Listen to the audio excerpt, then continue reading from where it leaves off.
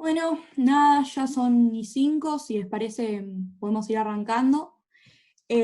Nada, me presento, soy Carolina, soy de CPOFC. Nada, primero agradecerles a todos por venir y agradecerles a todos, sobre todo a Pablo por coparse para dar la charla. Nada, esta es la tercera charla de un ciclo de charlas que venimos haciendo desde que arrancó el aislamiento. Y nada, probablemente las siguientes semanas vengamos con otras actividades, así que estén atentos a eso. Me toca presentar muy brevemente a Pablo. Pablo es licenciado en Economía de la UBA y máster de Economía de la Universidad Nacional de La Plata. Ya desde hace varios años es docente de la UBA y también investigador del Instituto Interdisciplinario de Economía Política. Escribió el libro Economía al Diván y también es conductor del programa de radio Dos Tipos de Cambio, que nos gusta mucho, y bueno, esa es una de las principales razones por las cuales puedo invitarlo a que viniera a dar una charla. Así que nada, bueno, sin aclarar, Pablo, cuando quieras. Bueno, muchas gracias, Carolina. Un chequeo más, ¿todos me escuchan bien? Sí, perfecto. Bueno, damos comienzo entonces. Como verán, el título es un poco extraño, sugerente, espero. La macroeconomía y la rebelión de su Homo sapiens, lo cual sugiere ya de entrada que vamos a mirar un poquito de cerca la relación entre los agregados y sus componentes, ¿no? Que es una vieja discusión en temas de macroeconomía. La costumbre de que mira sea un verbo hizo que está en minúscula la primera letra, pero en realidad es mi apellido. Y si les parece bien, vamos a ir avanzando. Déjenme empezar con 3 interrogantes viejos que hay respecto de la relación entre micro y macro, y algunas respuestas que se dan modernamente a estos interrogantes. El primero es si la conducta agregada de los agentes se puede considerar como la suma lineal, digamos, la suma simple de las conductas desagregadas. Y yo diría que, digamos, hay múltiples respuestas a esto, pero hay una que es bastante contundente, que es la de los sistemas complejos. Si ustedes miran, por ejemplo, los trabajos de Schelling, se van a dar cuenta que en el análisis de los sistemas complejos y de la agregación, muchas veces encontramos circunstancias en las cuales esto no es verdad. La segunda pregunta que sobre la cual me gustaría reflexionar es si los supuestos que típicamente usamos en macroeconomía de nuestros agentes que pueblan nuestros modelos son o no realistas. Esta es una respuesta que justamente el análisis de economía de la conducta puso en duda últimamente, así que de esto vamos a comentar algunas cosas en lo inmediato. Por supuesto, a partir de esta respuesta uno podría preguntarse, bueno, y entonces, si no es lo que tenemos, ¿cuál es el verdadero comportamiento humano? Y la respuesta es, no tenemos idea, pero es posible que sepamos cuál no es, y entonces ir descartando algunos que patentemente no sean útiles. Entonces déjenme poner frente a frente al Homo economicus con el Homo sapiens. Esta es una terminología del Nobel Richard Thaler, y déjenme decir que esta es una batalla desigual, porque por un lado tenemos a nuestro Homo economicus con racionalidad pura, que en la práctica significa la maximización de la utilidad individual, y eso incluye un conjunto de cosas. Desde el punto de vista, si ustedes quieren, de la personalidad del individuo, deberíamos estar tratando con alguien interesado, ambicioso, individualista, etc. Esto es bastante conocido ya.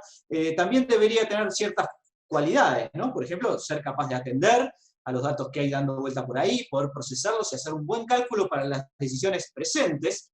Pero no solo esto, sino que además, a la hora de pronosticar el futuro, este señor no debería cometer errores sistemáticos. Volveremos sobre esto. Y por supuesto, esta persona, este superhombre, también debería ser capaz de interactuar estratégicamente con otros. Ustedes conocerán que la teoría se ha dedicado mucho al análisis de los juegos, por ejemplo, y esto implica saber interactuar estratégicamente con otros individuos. Ahora, ¿qué pasa con el Homo sapiens? El Homo sapiens tiene un conjunto de errores y sesgos cognitivos que vienen de fábrica, es decir, tienen un componente, muchos de los cuales tienen un componente evolutivo. Y esto implica que, por un lado, tiene una ética que, por un lado, es individual, esto es cierto, pero también es social y tiene sus razones para hacerlo así. Lo segundo es que tiene dificultades para prestar atención, para procesar y también para hacer cálculos en las decisiones presentes, todo lo contrario del Homo economicus, y además tiene fallas sistemáticas. Y tiene fallas sistemáticas, entre otras cosas, porque no sabe usar correctamente las probabilidades, por ejemplo, y esto hace que fallen muchas veces y de manera repetitiva a la hora de realizar pronósticos. Finalmente, este señor, el Homo sapiens, tiene dificultades graves para identificar comportamientos agregados, es decir, entender para dónde va la cosa, digamos, no siempre le es sencillo y por lo tanto actuar estratégicamente no es algo que se hace muy fácil. ¿Quién es el prototipo del Homo economicus? El señor Spock, ¿no? Quizá algunos son demasiado jóvenes, pero si el que conoce Viaje a las Estrellas habrá visto una serie en donde Spock justamente es la referencia máxima de la plena racionalidad humana, un hombre sin sentimientos, sin emociones, que trata de tomar siempre las decisiones óptimas. Y por supuesto, el Homo sapiens estaría mucho mejor identificado con Homero Simpson.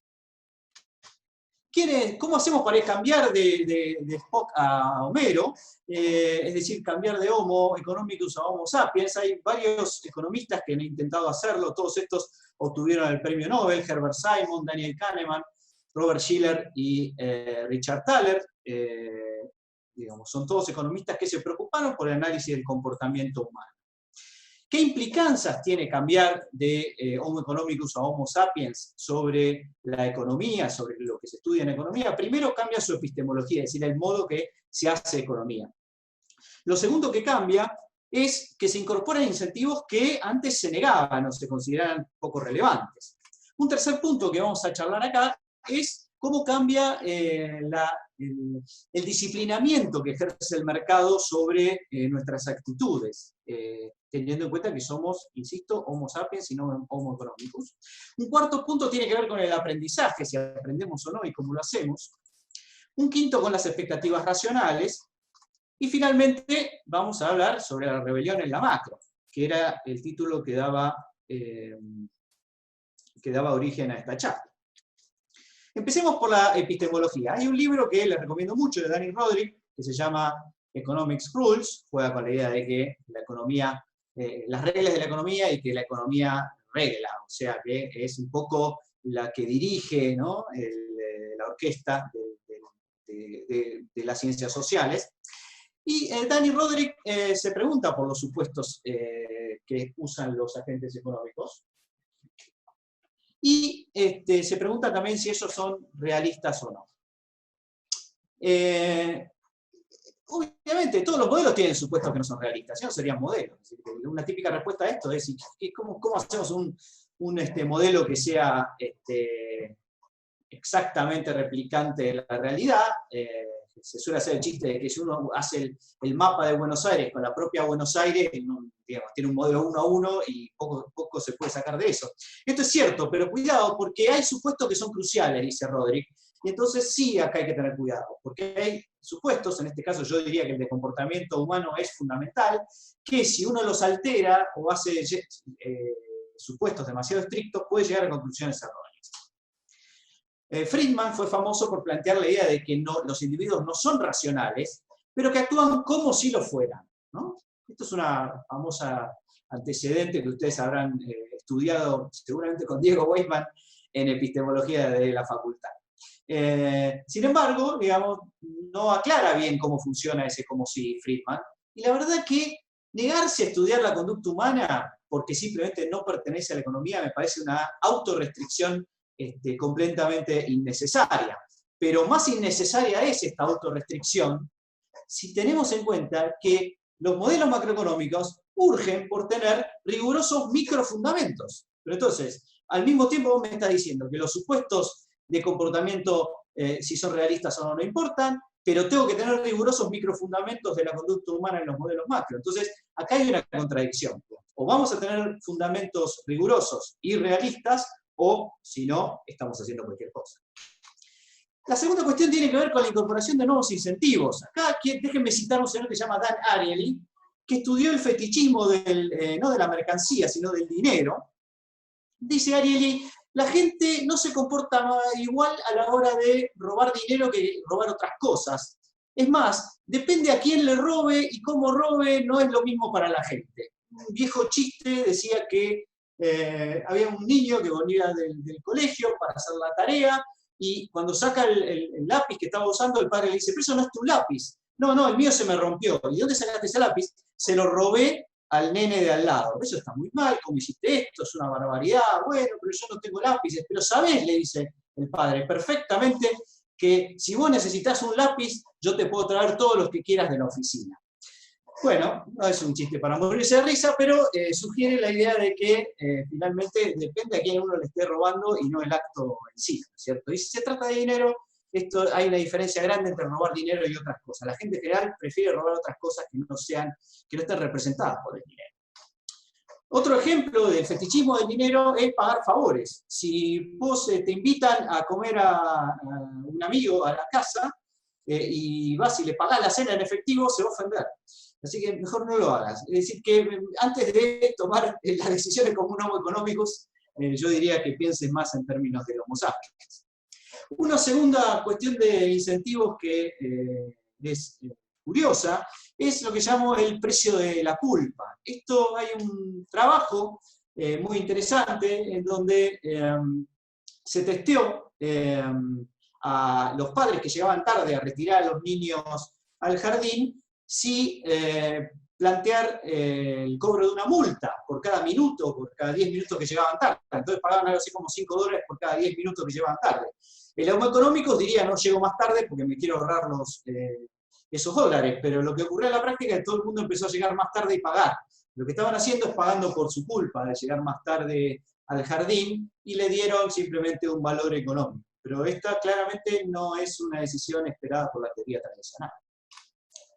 Y después tenemos los mercados repugnantes. Los mercados repugnantes son aquellos mercados en los cuales creemos que las interacciones económicas tradicionales no deberían estar. Por ejemplo, la venta de órganos, o la venta de los hijos, o la venta de los padres. Uno considera que este tipo de cosas no deben formar parte de los mercados tradicionales. El lanzamiento de nanas podría ser otro caso bastante repugnante. Pasemos a la cuestión de la disciplina del mercado. ¿A qué me refiero con disciplina del mercado? Me refiero al hecho de que en una economía capitalista, liberal, lo que uno debería encontrar es que el mercado de alguna manera te disciplina para que hagas las cosas bien. Porque si las haces mal, te va mal. Entonces hay un incentivo para cambiar. Y es cierto que la disciplina del mercado muchas veces nos corrige, pero muchas veces no sucede eso. Consideremos el famoso experimento de Milgram, en donde lo que se hizo fue simular que se estaba tomando examen a un conjunto de personas y que para aprender su lección se solicitaba a los sujetos que les propiciaran a esta gente que estaba tratando de aprender shocks eléctricos cada vez más elevados. Entonces, con ese objetivo se supone que estas personas debían ir aprendiendo en la medida que se les suministraba más y más shocks, porque esa era la manera de aprender, que es disciplinariamente. Por supuesto, este experimento era mentira, nadie le estaban poniendo shocks eléctricos, y la persona que decía sufrir por los shocks eléctricos en realidad era uno de los experimentadores, pero lo que mostraban un poco en este experimento, los experimentadores, era que había gente que estaba dispuesta a hacer cualquier cosa si la autoridad se lo decía. Eso está bien y es el resultado conocido del experimento. Pero un resultado no tan conocido es que en realidad, de alguna manera, convencieron a esa gente de que administrar shocks eléctricos podía servirle a esa gente para aprender. Hoy sabemos que eso es absurdo y que lo único que hace es hacer que la gente aprenda menos y no más. Por lo tanto, la disciplina del mercado tiene sus límites. ¿Cuáles son uno de sus límites? Bueno, una es la irreversibilidad de ciertos resultados negativos. Cuando vos tenés un resultado muy, muy negativo, por ahí no volvés más. El ejemplo es, ¿podés jugar una revancha a la ruleta rusa? Bueno, si ganaste sí, si perdiste no. Quiere decir que no es simétrico, ¿sí? La ruleta rusa, podés perder, una vez que perdiste, no volvés a la cancha. Así que, en ese caso, no tenés ninguna chance de volver. Una aplicación a esto son las decisiones en contexto de pobreza. Los pobres están en un contexto en el cual genera una retroalimentación de las malas decisiones, debido no a que son tontos ellos, sino al contexto que enfrentan, que los sitúa en una situación en la cual esa pobreza se realimenta una y otra vez y les es muy difícil salir de ahí. Y eso supone que a veces, cuando el mercado te castiga y te castiga demasiado, muchas veces es muy difícil recuperarse. El cuarto punto es el aprendizaje en las decisiones. Aquí quiero recordarles que Vernon Smith fue un economista que ganó el Nobel por realizar experimentos que demostraban que si bien las interacciones de mercado no llevaban al equilibrio inmediatamente, él hizo experimentos para mostrar que tras muchas ruedas de repetición, finalmente uno llegaba efectivamente al precio de equilibrio. Hacía experimentos entre compradores y vendedores de algún determinado producto y como consecuencia de eso veía si finalmente el sistema de mercado funcionaba en el laboratorio. Claro que las condiciones que Vernon Smith proponía para este experimento eran parecidas a las del Día de la Marmota. Dieron spoiler ahora, pero yo supongo que todo el mundo la vio. En esa película hay un personaje que se despierta siempre en el mismo día y básicamente comete errores durante toda la película hasta que finalmente, bueno, con el objetivo de, digamos, ganarse el amor de una señorita, y se da cuenta de que tras una N cantidad de días, que no sé cuántos son, finalmente el último día que se despierta el mismo día logra hacer las cosas bien, pero le cuesta una barbaridad. Esto es una linda metáfora para las decisiones que muchas veces tenemos que tomar los agentes, que no son repetitivas, no mantienen el contexto igual y que tienen consecuencias en el momento que las tomamos, y para las cuales no podemos practicar. La segunda cuestión tiene que ver con que el aprendizaje es mucho más fácil en empresas que en familias. En las familias muchas veces el entorno de decisión no es el más sencillo, no se puede hacer prueba y error, no tenés banca financiera muchas veces, no podés distribuir la culpa entre otros, no formas parte de una cadena productiva. En las empresas, en cambio, vos te dedicás a tomar una decisión correcta sobre un tema específico, y eso lo hace mucho más racionales a las empresas que a los individuos, que a las familias. Uno diría, bueno, está bien, yo no sé decidir bien, tengo que aprender, me cuesta, pero podría consultar a un especialista. El problema es, si yo no soy especialista, ¿cómo sé quién es especialista?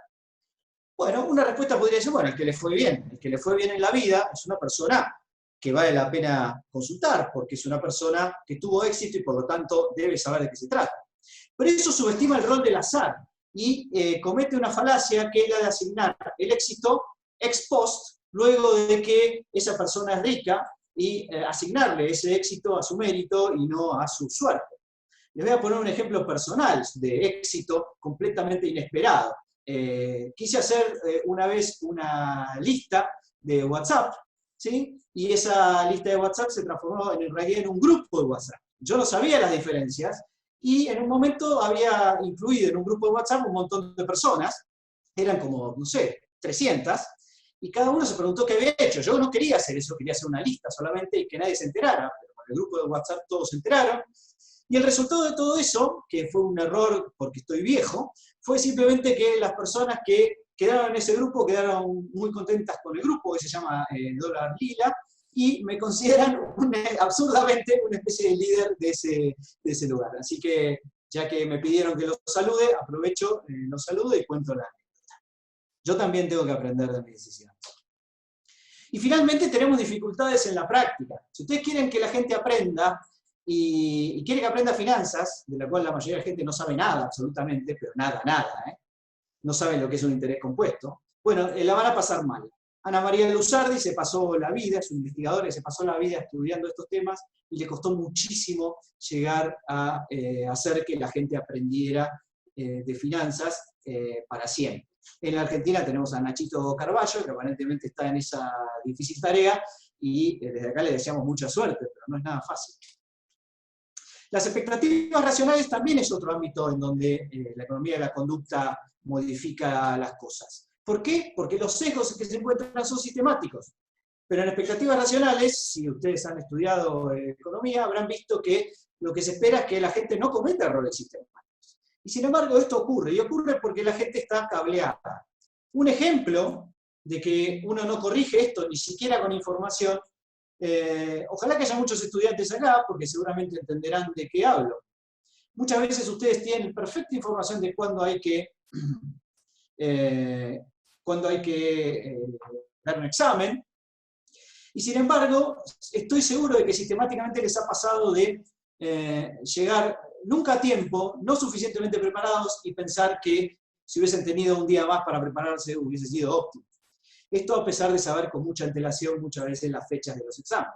Ahí tienen un ejemplo de error sistemático que creo deben haber experimentado. Y la otra sí conviene ser racional, porque la verdad que en un mundo donde no todos son racionales, capaz que te conviene no serlo. Por ejemplo, el concurso de belleza no vamos a hablar, vamos a desconstruirlo un poco, vamos a hablar del ejemplo de la elección de los números del 0 al 100. Si alguno conoce este juego, hay que elegir números entre 0 a 100, después se saca un promedio de eso y se divide por 2. Y si alguien eligió ese resultado, el número que eligió es ese resultado, entonces es el ganador. El equilibrio de expectativas racionales de este juego es el 0. Si lo piensan un cachito se van a dar cuenta. Pero el número ganador nunca es 0. En general el número ganador está entre 10 y 12, a lo sumo 13. Lo he hecho durante casi 25 años en el curso, y les aseguro que siempre da el mismo número. Con lo cual, si vos sos racional y elegiste el 0, perdiste. Tendrías que haber elegido el 11 y el 12. O el 12. Con lo cual, ni siquiera a veces conviene pensar que son todos racionales porque podés perder plata. Y vamos entonces al impacto sobre la macro. Un antecedente muy, muy claro, hay otros, pero este es el más relevante porque Akerlof ganó un Nobel, es su estudio de la relación entre normas sociales y macroeconomía. Lo que dice Akerlof es que si uno incluye las normas sociales, es decir, el qué debo hacer en las decisiones individuales, y no solo cómo maximizar mi actitud, entonces voy a tener consecuencias sobre la masa. Y él da algunos ejemplos. Una es la teoría del ingreso permanente, que es gasto casi siempre lo mismo a lo largo de mi vida. Pero ¿saben qué? Mucha gente piensa que debe consumir hoy más que mañana. ¿Por qué? Y porque lo merece, porque lo vale, porque se lo dijo una publicidad, etc.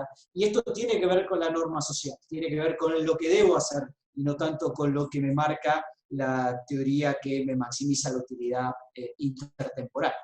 La segunda es el caso del agente principal, la teoría del agente principal, en donde el dueño se queja porque el administrador, en vez de trabajar para la empresa, suele trabajar para su propio salario. Y esto es cierto, pero puede tener una normatividad social, que es, a mí como no me reconocen mi trabajo, yo voy a hacer cosas para beneficiarse a sí mismo, dice el administrador, y no para beneficiar a los dueños o accionistas. Y eso es una de las razones para los problemas de la agente principal.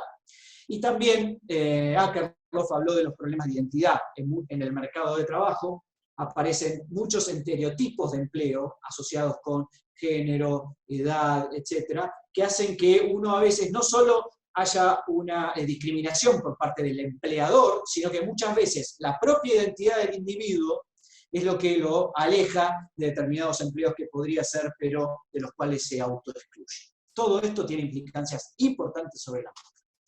¿Qué se hace modernamente? Hay un libro que se llama Behavioral Macroeconomics, de Paul de Grove, que lo que hace es agarrar un modelo nuevo keynesiano, esto es un poco más técnico, pero lo voy a pasar rápido, y reemplaza el supuesto de expectativas racionales, Rational Expectation, RAPEX, por heurísticas, reglas simples de decisión. Y obtiene con eso olas de optimismo y de pesimismo que resultan en endogeneidades del modelo, y como consecuencia obtiene los ciclos económicos que todos conocemos. Pero la pregunta, digo, más allá de los detalles técnicos, es, ¿alcanza con tomar el modelo tradicional y ajustarlo? ¿O tenemos que cambiar todo el modelo? Porque estos modelos lo que hacen es maximizar. Ahora la pregunta es, ¿cómo hace este señor para maximizar si no tiene ni idea de cómo se hace? Entonces ahí tenemos un problema que deberíamos pensar mejor a la hora de simplemente adaptar los modelos macro que tenemos a las nuevas hallazgos de behavior. El otro aporte interesante que hizo la macro es la relación entre comportamiento y sistemas complejos. Hay modelos nuevos muy interesantes de agentes heterogéneos que se llaman Agent-Based Model, que encuentran muchas regularidades muy interesantes. que distinguen entre comportamientos de las firmas y comportamientos de los consumidores, que estudian la evolución schumpeteriana de las empresas para entender algunos mercados, que estudian los modelos financieros para tratar de entender por qué funcionan muchas veces tan mal, y en donde aparecen y se obtienen relaciones emergentes, nuevas, inesperadas, del tipo de las que les hablé al principio de Schelling.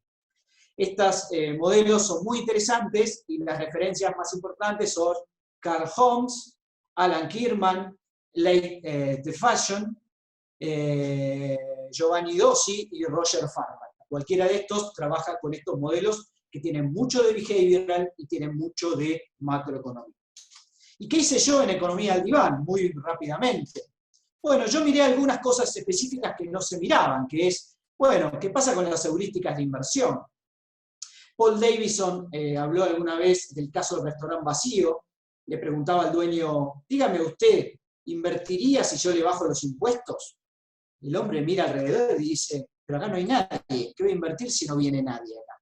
Entonces, es obvio que el dueño del restaurante solo va a invertir si ve que su restaurante se llena y no si le bajan los impuestos. Pero esto no es lo que dice la teoría tradicional. Ahora, ¿por qué contesta así el dueño del restaurante? No es que esté mal que considera la tasa de beneficio, porque en realidad es verdad que si tiene más gente también aumenta la tasa de beneficio. El punto es que él no mira la tasa de beneficio, sino que mira lo saliente. Y lo saliente es la cantidad de gente que se sienta en sus mesas. No es otra cosa. Entonces, es muy importante ver cuáles son las reglas simples que usan los individuos a la hora de tomar decisiones de inversión. Una segunda cuestión es el problema de la especificación de la economía, que volvió a estar de moda. Cada pocos años en Argentina esto vuelve a estar de moda, porque todos los ministros, por supuesto, están deseosos de hacerlo, porque esto recupera poder de política económica. Ahora, si ustedes me preguntan cuál es el poder de behavioral economics para especificar la economía, les diría ninguno. Ahora, si ustedes me preguntan cuál es el poder para tratar de especificar la economía en una etapa de plena estabilidad de precios, yo le diría, ahí se puede hacer mucho. Esto pasó en los 90, cuando hubo estabilidad y la gente no dejó de demandar dólares, y no aprovechamos esa posibilidad para reducir de manera un poco más significativa y duradera nuestra debilidad y obsesión por el dólar. Ahí es donde podría entrar behavioral, después y no antes de la estabilidad. Y después está la cuestión de cómo percibe la gente los costos de la inflación versus los costos del desempleo. Olvidémonos de Argentina, en donde es medio un desastre, pero si estamos en otros países, la pregunta que puede hacerse y que hace política macroeconómica es ¿qué es peor? Y lo que encontramos es que la gente en las encuestas pondera más el problema del desempleo que el de la inflación. Probablemente no en Argentina, pero en otros países sí. Así que hay que tener cuidado a la hora de elegir si es que a veces hay un trade-off entre estas dos políticas. Y la otra cuestión son los costos sociales, porque como vimos antes, si hay una situación de pobreza irreversible que hace que los pobres no puedan decidir bien por su entorno, esto requiere de políticas diferentes a las que simplemente mejorar el aprendizaje de los pobres, ¿cierto? Respecto de la distribución, también es importante tener en cuenta que la percepción que tiene la gente de cómo debería ser la distribución de la gente es diferente de lo que es en realidad. La gente cree que la distribución es mucho más equitativa de lo que es en la práctica. Y cuando hay gente que uno lee por las redes sociales quejándose de que hay que redistribuir, muchas veces no se da cuenta de que son ellos los que tienen que poner y no recibir, como creen muchos. Y por supuesto, también importa y mucho las burbujas y las crisis financieras. Quien me diga que no hay problemas de comportamiento en las burbujas y crisis financieras, creo que no está siendo demasiado realista. Hay creencias previas, hay comportamientos en manada, y hay esas sensaciones, ¿no?, en las tripas que estudió Robert Shiller y que muchas veces hace que mucha gente tome decisiones no basadas en las expectativas racionales y la eficiencia, sino simplemente sus sentimientos. Y finalmente, lo que más van a encontrar en el libro, que se lo dejo para que lo miren más tranquilos, si es que lo quieren comprar, avísenme, es el rol del sobreconsumo y la amplificación del ciclo, donde juegan temas como el entusiasmo, la tentación y los errores de cálculo financiero. Muy bien, yo quería parar acá, porque tengo una especie de bonus, pero ya ocupé casi 35 minutos, y como esta parte podría durar quizá 15 a 20 minutos más, no quiero extenderme demasiado sin que haya por ahí un interés en preguntas o sin que los que organizan consideren que con los tiempos ya podríamos ir terminando. En todo caso, esto lo podríamos dejar para más adelante si les parece bien. Como quieras, Pablo, si preferís seguir ahora, o preferís primero contestar un par de preguntas y después ir con esto, como prefieras vos, en realidad. Yo, si te parece bien, dejaría a la apertura a las preguntas, porque si yo continúo demasiado rápido, lo primero que va a pasar es que se van a olvidar de la primera parte y algunas preguntas van a quedar raras, y lo segundo que va a pasar es que por ahí no nos queda tanto tiempo para preguntas, y entonces me gustaría ver si podemos responder, y en caso de que después haya algún espacio, vemos si avanzamos con un par de cuestiones de COVID. Vale, buenísimo. Bueno, entonces ahí ahora va a hablar mi compañera Clara, que va a estar leyendo las preguntas. Ahí le dejo Muy el... bien, gracias.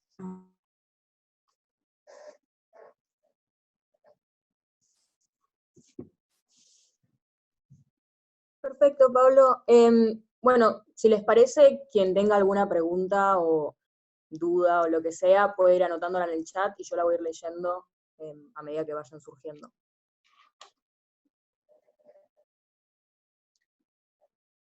Edmundo, siempre apoyando.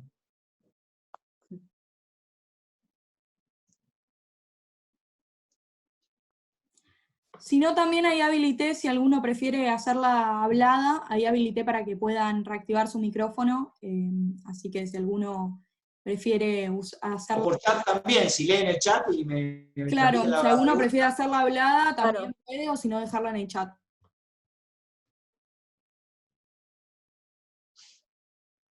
Edmundo, fíjate si te podés activar el micrófono. Acá surgió una que Dale. dice, ¿en qué políticas pensás cuando propones especificar la economía en momentos de estabilidad macro? ¿Serían nudges? Claro, exactamente, sí. Me refiero a los nudges. Básicamente, uno lo que debería es, por supuesto, desde el punto de vista económico, contar con una alternativa en la cual, digamos, no haya pérdidas sistemáticas contra el dólar, eso es fundamental. Pero después trataría de trabajar digamos, en las pequeñas cosas, ¿no? Por supuesto, en el tema de las grandes empresas, me parece que ya hay una cuestión regulatoria que, digamos, podría ejercerse no tanto como un control o una intervención excesiva, sino para coordinar la consistencia si logramos que las familias, de alguna manera, dejen de trasladarse a los dólares. Hay algunas políticas, por ejemplo, como la de establecer más salientemente la posibilidad de hacer una diferencia en pesos que puede ayudar. Hay también políticas que tienen que ver con comparar de alguna manera lo que sucede en Argentina con otros países que les fue mejor, para elaborar una suerte de, digamos, de condicionamiento moral en las personas que digan, bueno, porque si Argentina quiere mejorar, finalmente, bueno,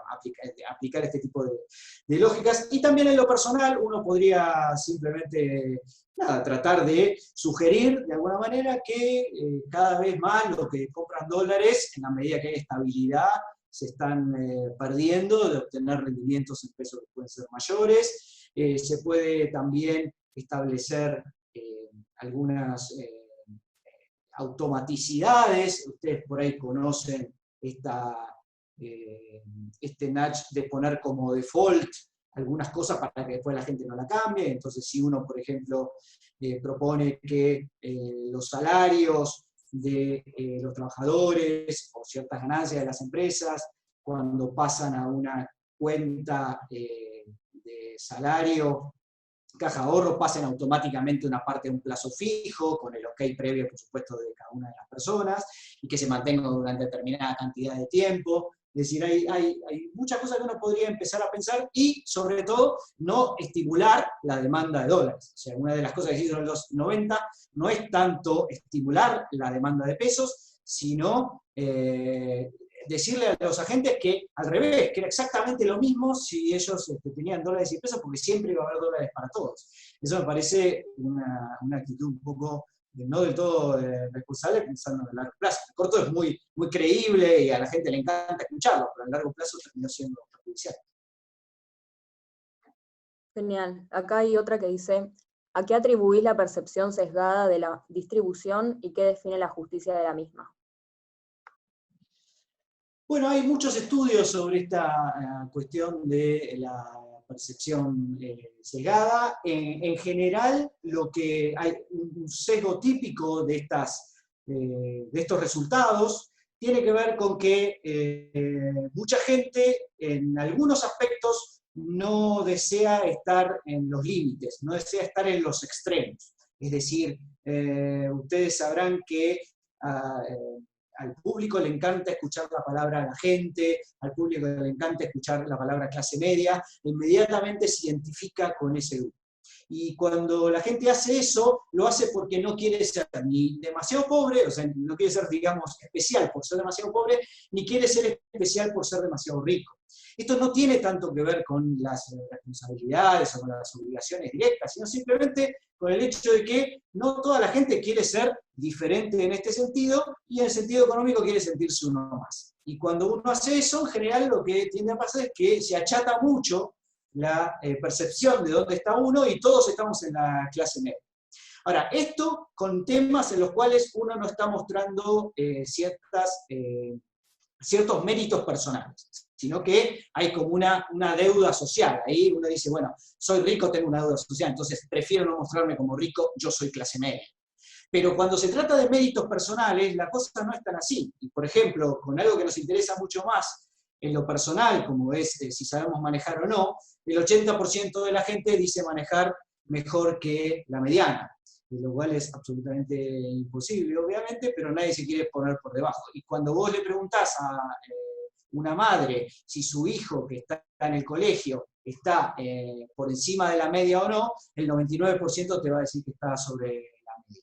O sea, con las cosas que realmente nos importa, sí nos gusta ser especiales, con las cosas en las cuales nos sentimos en deuda con la sociedad, por ahí nos interesa más quedarnos en el medio.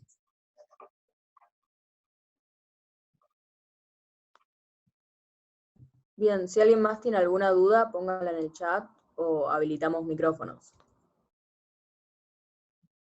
Creo que Edmundo quería hacer una pregunta hace un rato, Edmund-000, no sé si lo ven y si lo pueden... El anterior fue de él. Ah, Edmundo, gracias, buenísimo.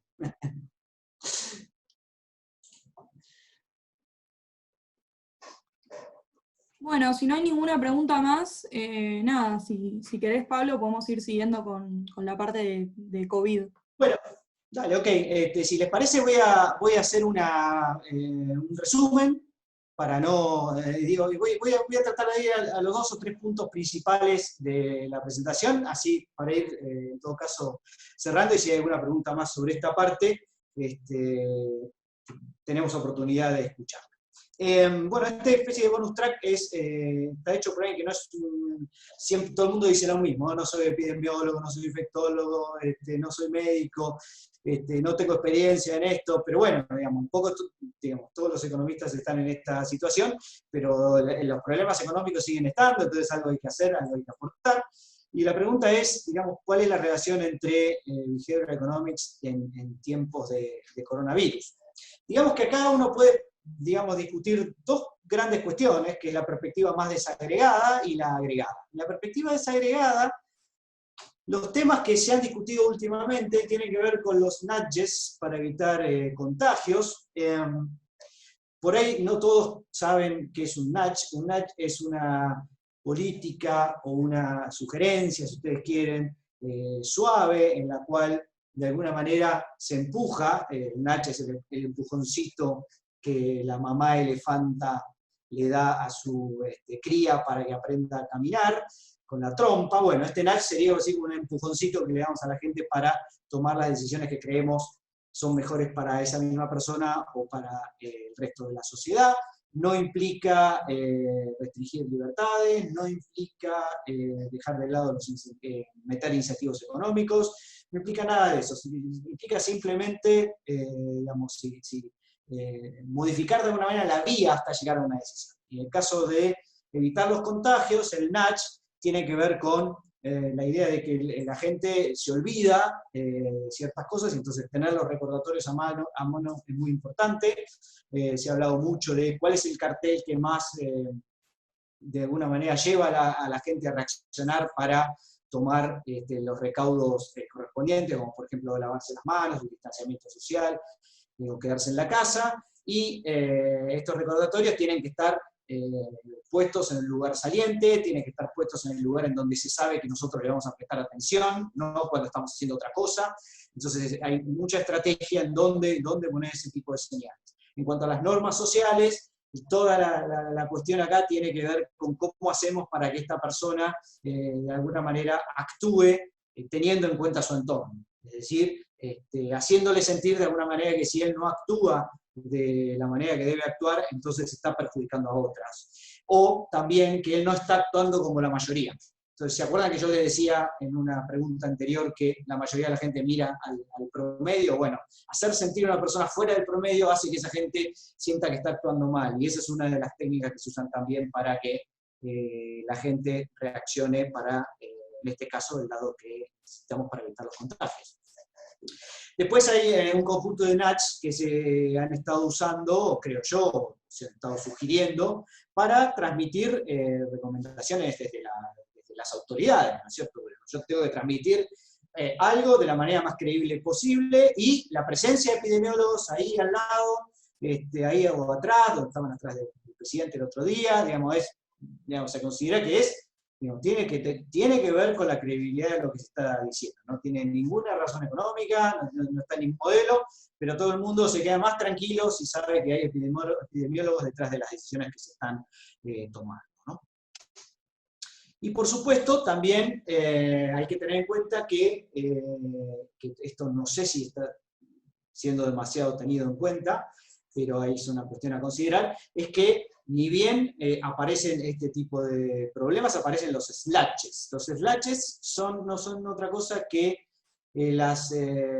digamos, las trapisondas, es un término más viejo que Filmina, o digamos los engaños que usan las empresas, los pequeños engaños que usan las empresas para embarrar las decisiones de los individuos, en este caso de sus clientes, ¿no? Intenten ustedes comunicarse con su agencia de seguro para decirle que no, su auto está perfectamente seguro en un estacionamiento, o para dar de baja el teléfono de línea, y van a experimentar una verdadera pesadilla.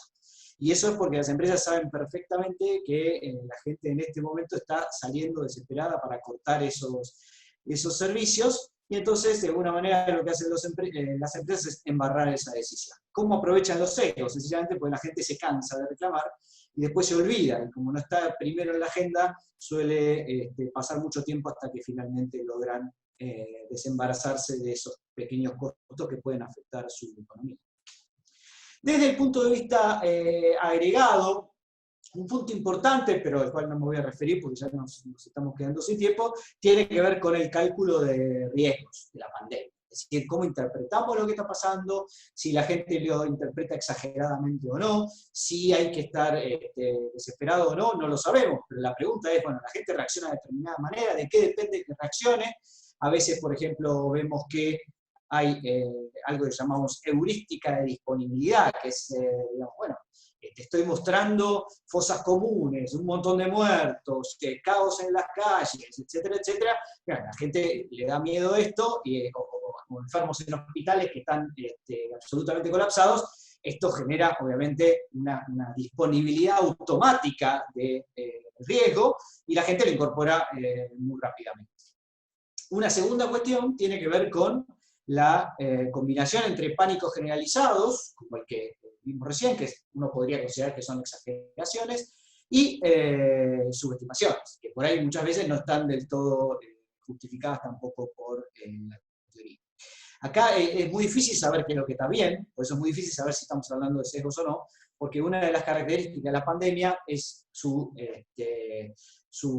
característica de ley de potencia, es decir, de crecimiento potencialmente exponencial, que hace que lo que hoy parecía muy pequeño, el día de mañana sea un absoluto desastre, ¿no? Digamos, hasta hace no mucho, Donald Trump hablaba de que esto era una gripe más, y que la gripe mataba cierta cantidad de gente por año, que era siempre igual, y que hasta ahora habíamos tenido, decía él, no sé, 50 muertos, creo que dijo en un tuit.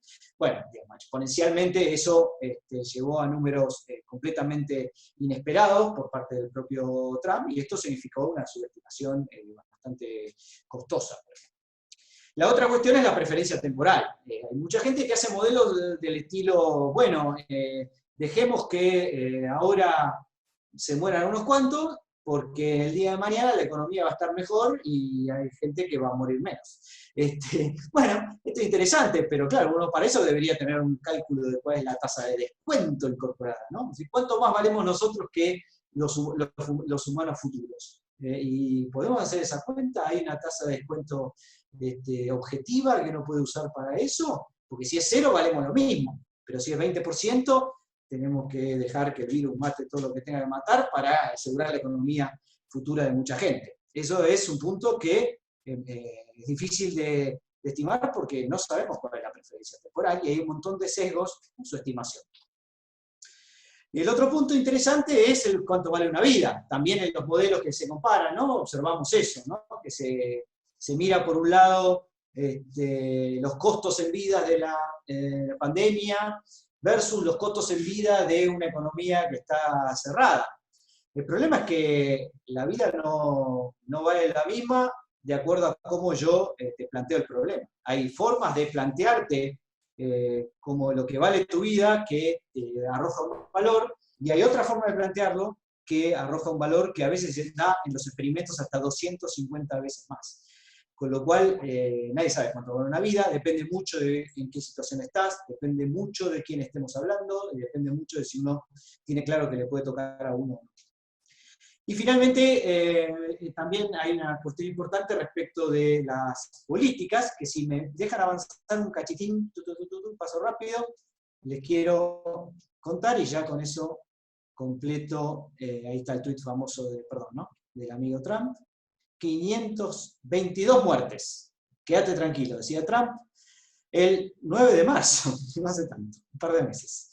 Curioso. Bien, entonces, termino con esta cuestión de las políticas, rápidamente.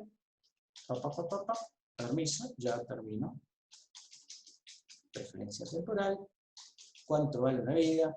En todo caso, después le puedo dejar las filminas para que las diapositivas para que ustedes las miren. Bueno, concluyo entonces con esta cuestión de que hay un cúmulo de incertidumbres, entonces ¿qué se puede recomendar? No es fácil esto, pero yo diría que hay que tener mucho cuidado con comparar cosas que son difíciles de comparar, ¿no? Y digamos, esta cuestión del valor de la vida, del descuento del futuro, hace que la comparación entre salud y economía tiene, digamos, un enorme interrogante detrás, y realmente creo que hay que tener en cuenta que los promedios que uno calcula en un caso y del otro, hoy pueden ser distintos dentro de 2 semanas.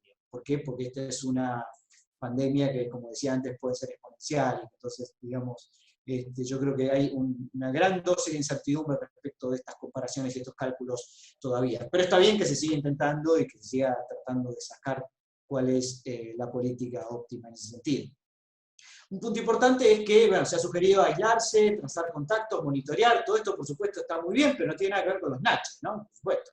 El nudge es otra cosa, que es dar un empujoncito para tomar decisiones. Acá estamos hablando de una intervención pura y directa que no tiene nada que ver con behavioral, que considera el comportamiento humano, pero lo considera como alguien que debe ser, de alguna manera, controlado, ¿no? Como un nudge, no tiene nada que ver con los nudges típicos de behavioral economics. Otro punto es que, cuidado porque, digamos, está bien tratar de hacer esto, pero los gobiernos no están preparados, y por lo tanto va a ser difícil que uno tenga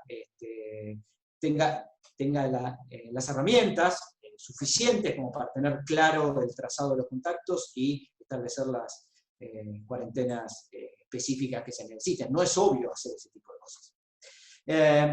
Respecto del cambio de comportamiento social, ahí, como les dije, Behavioral tiene mucho para decir, pero lamentablemente nos está faltando una parte fundamental. Behavioral Economics no ha estudiado mucho el problema de los hábitos. Es fundamental desarrollar hábitos en el caso de la pandemia, y Behavioral lo único que hace es decirte, bueno, cada tanto te lo puedo recordar. Pero la pregunta es, ¿qué hay que hacer para que la gente cambie, haga un clic en su cabeza y haga que lo que antes era hacerlo solamente si me lo recordaban, ahora lo hago automáticamente? Hay un par de libros que están investigando esta cuestión, pero todavía falta mucha investigación un poquito más empírica y seria para sacar algunas conclusiones, todavía no se está haciendo. Y finalmente, como les dije, bueno, las autoridades políticas obviamente pueden aprovechar esta situación para bien o para mal, pero esperemos que nada de esto, que no se aprovechen de nuestros sesgos para llevar a cabo medidas que no sean el bienestar de toda la población. Y finalmente, planteé el tema de los slashes. Creo que es un tema específico que vale la pena mirar de cerca, porque esto genera redistribuciones bastante importantes entre quienes no, de alguna manera, les cuesta mucho ejercer su derecho económico de tomar decisiones. Así que si les parece bien, yo termino acá, les agradezco, y si hay alguna otra pregunta, encantado. Buenísimo, acá surgió otra pregunta, te la leo. ¿Cómo se evita el abuso del uso de nudges y slashes? ¿No nos puede llevar un escenario tipo Black Mirror o distópica? Bueno, la verdad es que el inventor del nudge, digamos, ojo que el slash es de las propias empresas, no es tanto de las autoridades. En el caso del nudge sí, son las autoridades, por supuesto. Ahora, dos cosas digo sobre eso. Primero, que Thaler, que es el que acuñó el término junto con Sunstein, son dos economistas bastante liberales en lo político y quizá en lo económico también. Es decir, que ellos jamás estarían de acuerdo con imponer una política a la población. De hecho, Thaler se enojó mucho cuando alguien dijo que en Argentina el caso famoso del cambio del default de la donación de órganos que se hizo en la Argentina se debía a una teoría de él. Él dijo, eso no es mi teoría, ustedes están siendo demasiado intervencionistas. Así que el creador del nudge efectivamente es una persona que no recomienda demasiado intervencionismo o coartar ninguna libertad. En cuanto al argumento de, digamos, tipo precipicio, que es que una cosa lleva a la otra, no lo sé, digamos, no me parece. Hay economías que tienen bastantes intervenciones de este tipo y que no ha pasado nada por el momento, pero es bueno estar atento a eso. Lo otro que quería decirles es que respecto de los nudges, muchas veces lo que hacen no es decirle a la persona que cambie su actitud, sino simplemente en el camino que tiene para tomar esa decisión, cambiarle las estaciones, ¿no? Por ejemplo, si yo voy caminando y me encuentro primero con una hamburguesa, y voy a comer a algún lugar, me encuentro primero con una hamburguesa y después con una ensalada, es más probable que termine comiendo la hamburguesa. Ahora, ¿por qué estaba la hamburguesa primero? Eso no tiene que ver ni con la decisión de la persona ni de nadie, simplemente una arquitectura de decisión. Alguien dijo, la primera etapa de ese lugar es una hamburguesa y la segunda es una ensalada. Pero entonces eso es tan, digamos, tan válido como cambiar el orden y poner primero la ensalada y después la hamburguesa. Y ahí no estoy ejerciendo ningún abuso a la decisión de nadie, simplemente te estoy mostrando primero una cosa, después otra, porque básicamente primero hay que mirar una y después otra, entonces simplemente te cambio el orden de tu decisión a ver qué pasa, y lo que termina pasando es que la gente come más ensalada. Con lo cual algunas de esas cositas, digamos, nudges pueden funcionar bien, como les decía antes, seguro manteniendo un ojo para que esto no se transforme en Black Mirror. Buenísimo. Acá hay dos preguntas más. La primera es, ¿crees que salud o economía es un falso dilema? Bueno, sí, un poco ya lo había contestado antes, pero más que un falso dilema, a ver, lo que había contestado en realidad no es que es un falso dilema, es un dilema muy cierto. Lo que me parece dificultoso es encontrarle la salida con un modelo único, una única forma de ver las cosas. Yo creo que hay que mantenernos con los ojos bien abiertos. No hay políticas óptimas. Las políticas óptimas son enemigos de lo que llamamos las políticas resilientes. Una economía o un sistema de salud resiliente es un sistema de salud que se banca la catástrofe que venga. Ahora, eso no tiene nada de óptimo, porque en realidad estás apostando a algo que puede suceder o no, y en todo caso vas a tener una situación de subutilización de los recursos. Ahora, hasta dónde eso conviene tenerlo o no, involucra la economía, involucra la plata, pero también involucra cuestiones morales. O sea que en realidad dejar esa discusión a un solo tipo de profesional o disciplina podría ser insuficiente. Bien, muy en línea con esta última, dicen, ¿crees que el gobierno debería actuar más en base a la economía o poner el tema de salud por delante? ¿O cómo podemos hacer para combinar ambos factores sin que la economía pueda llegar a una recesión o pueda caer? Ya que tal vez tomando medidas en favor a la salud puede perjudicar incluso más las vidas de las personas que si no, eso no se hiciera. Sí, bueno. Ok, sí. Bueno, un poco, digamos, creo que vale la misma respuesta.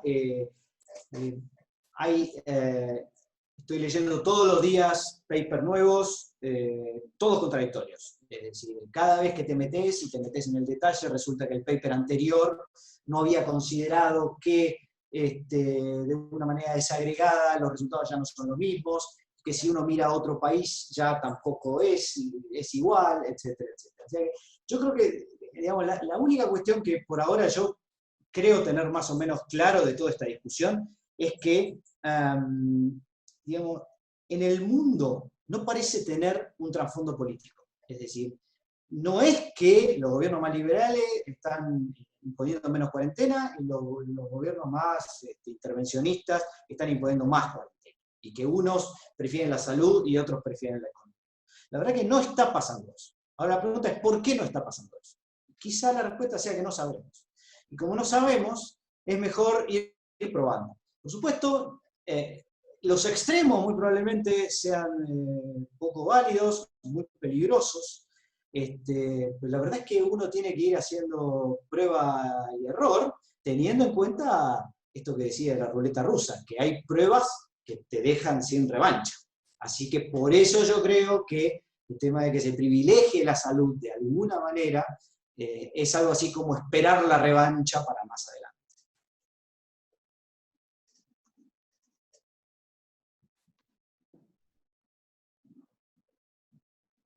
Hay una última pregunta que es, ¿hay trabajos de regulación a las empresas sobre usage que no sea con control por parte de un organismo como Defensa de la Competencia, como ser algún mecanismo de incentivos? Sí, a ver, por supuesto que los organismos de control y de regulación ahí tienen un rol fundamental, ¿no? Si uno lo que quiere es evitar que las empresas embarren la cancha y no te engañen al momento de captar tu atención, no te engañen al momento de que quieras cambiar para que funcione la competencia, deberían estar ahí. Lo que pasa es que la cantidad de subterfugios y de engaños posibles que tienen las empresas son infinitos, y cuando el regulador está llegando a uno, la empresa decidió muchos más. Ese es un problema que, por supuesto, en los casos más extremos deberá regularse con mayor énfasis, pero la verdad es que un poco toda la economía funciona así, ¿no? Funciona a partir de cómo hago yo para venderle a este otro algo que yo no sé si es tan bueno y lo más caro posible. Entonces, si uno se fija, es tan generalizado eso que quizá a la hora de tratar de corregirlo sea muy difícil actuar en todos y cada uno de esos lugares, de esas etapas, de esos sectores. Entonces, quizá uno podría tener un criterio un poco más general y pensar que, bueno, la distribución del ingreso que surge de estas interacciones no es la mejor, tengamos entonces algún tipo de red de contención después de los impuestos para que esta gente de alguna manera recupere en el caso de que los engañados ganen menos que los que engañan. Y entonces corregir la cosa más desde desde las políticas más macro, asumiendo de alguna manera que uno no puede controlar todos y cada uno de esos slashes.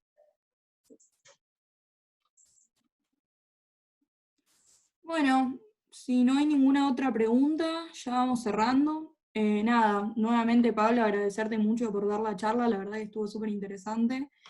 Y nada, comentarles a todos que las semanas siguientes vamos a seguir haciendo charlas de este estilo, y que cualquier cosa, si alguno la quiere volver a ver o tienen algún conocido que no la pudo ver por un tema de horario, la vamos a estar subiendo a YouTube.